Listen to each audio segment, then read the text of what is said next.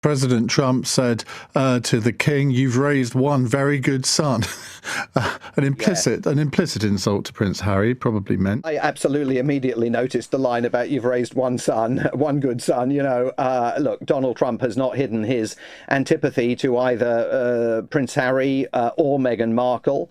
It's pretty clear that he has no particular sympathy for them, that they are absolutely not reflective of his own personal political and philosophical viewpoint. And, that may be one of the reasons why the Duke and Duchess of Sussex have looked at acquiring property in other parts of the world alongside the home that they have in Montecito out in California. Donald Trump never misses an opportunity to make headlines, and this time he was determined to make his mark in the most unexpected of places.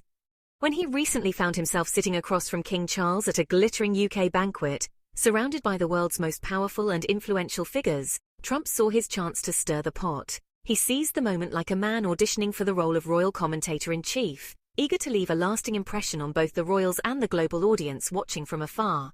Somewhere between the clinking of champagne flutes, the polite laughter and the awkward royal small talk, Trump leaned forward, flashed that unmistakable grin, and delivered the soundbite that would soon dominate headlines around the world.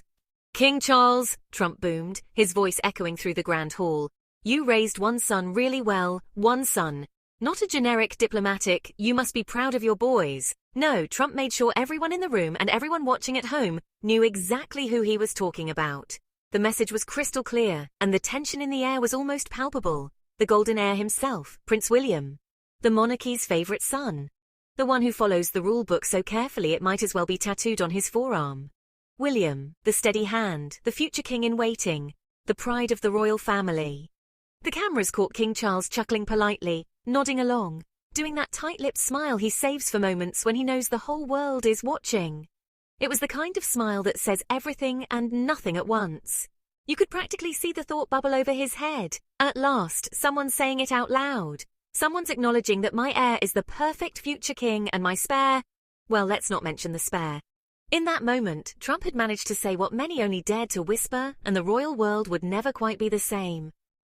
But let's break this down, because Trump's words weren't just some harmless compliment. They were a dig. A public little jab meant to remind everyone that Harry is, in the eyes of the establishment, the failed project, the runaway, the problem child.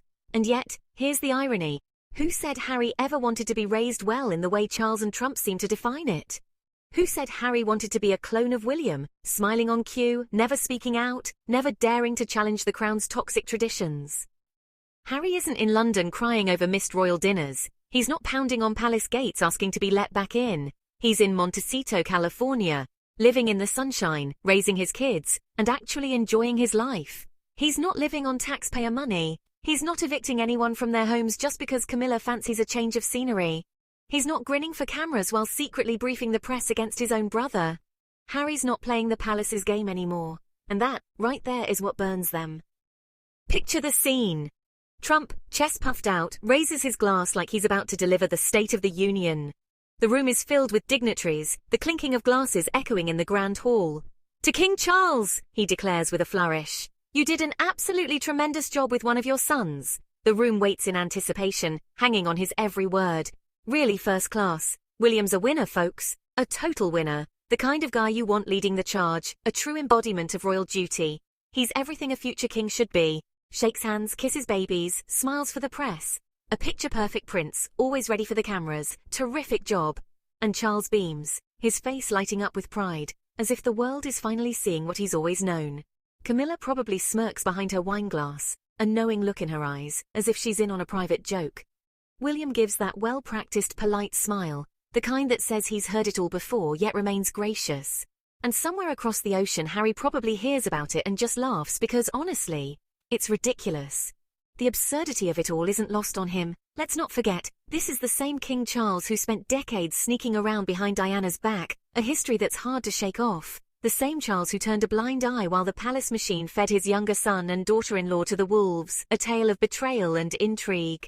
The same Charles who thought the solution to a family crisis was to leak stories to the tabloids rather than pick up the phone, a strategy that only deepened the rift. And now he's being applauded for raising one son well, because that son knows how to play the game. But that's the thing. William is what the monarchy needs him to be.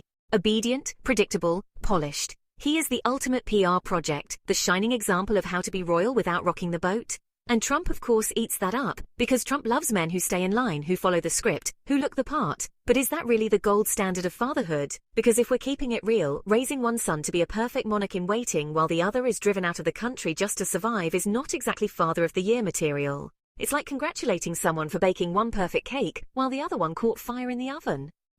And this isn't even about William versus Harry. This is about the system that made them play these roles in the first place. William was always going to be the good one. Harry was always going to be the spare, the backup, the one who had to fight to have any identity of his own, and the second he dared to carve out that identity, to speak out about the racism, the neglect, the mental health struggles, the constant leaking, the palace turned on him. That's what makes Trump's little soundbites so hollow. He's not praising good parenting, he's praising obedience. He's praising the fact that one son stayed in line while the other escaped. Let's take a moment to truly appreciate just how far Harry has come. Not just as a royal, but as a person who has faced unimaginable challenges and still found the strength to move forward. This is a man who grew up in a fishbowl, his every move watched, analysed, and judged by the world from the moment he was born. He had to walk behind his mother's coffin at just 12 years old, in front of the entire world, carrying a grief no child should ever have to bear, all while cameras flashed and millions looked on. For years he was chased and hounded by paparazzi, unable to escape the relentless glare of the media, his privacy constantly invaded. He watched history threaten to repeat itself with his own wife Meghan, as she too became a target of the same ruthless press. And finally, after years of pressure, he stood up and said, "Enough." He made the difficult decision to step back, to protect his family and his own well-being. That's not weakness. That's strength. That's courage. It takes real bravery to break away from tradition and expectations, especially when the world is watching. And what's truly wild is that even after all this time, they still can't stop talking about him. His every action is headline news. If Harry was really as irrelevant as the palace PR machine wants us to think, why does he remain at the center of every conversation? Trump wouldn't need to shade him in a toast, using Harry's name to get a reaction and make headlines. Charles wouldn't need to look so smug when someone takes a dig, as if every jab at Harry is a personal victory. The tabloids wouldn't dedicate entire front pages to every little thing he does, analyzing his choices and speculating about his future. Because the truth is, Harry still matters. He matters to the public, to the media, and to the institution he left behind. He matters because he represents the one thing the monarchy cannot stand: choice. The power to choose his own path, regardless of tradition. The choice to walk away, to forge a new life on his own terms, and to prioritize his family's happiness above all else. The choice to put love and mental health above duty and tradition, to speak openly about struggles and advocate for change. The choice to say, "No, I won't be your scapegoat anymore." And in doing so, Harry has become a symbol of hope and resilience for so many. And let's not pretend Trump is some moral authority on parenting or family loyalty. This is a man with a rap sheet of scandals longer than a CVS receipt. A man who has publicly humiliated his opponents, his allies, and sometimes even his own family. The idea that he gets to sit in judgment of Harry is almost comical. And yet, there he was, doling out compliments like candy, probably thinking he'd scored some massive diplomatic win. But really, all he did was give us yet another reminder of how out of touch this whole royal spectacle really is.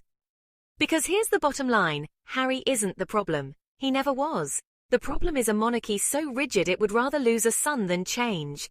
The problem is a press corps so addicted to drama they'll vilify a woman for eating avocado toast while ignoring the skeletons rattling in the palace closets. The problem is a system that celebrates silence over truth, obedience over honesty, appearances over reality. And so yes, Trump can raise his glass, Charles can smile, William can stand there as the perfect future king, and the royalists can clap like trained seals. But it doesn't change the facts. Harry is free. Harry is living a life they can only dream of. A life where he can wake up without worrying about palace courtiers or tabloid headlines. A life where his children can grow up without being photographed on their first day of school by 50 strangers hiding in the bushes. A life where he gets to choose who he is, rather than have it dictated by centuries-old expectations. And that, right there, is why this little Trump moment stings so much for the monarchy. Because deep down they all know it. And deep down maybe, just maybe, they wish they could do the same.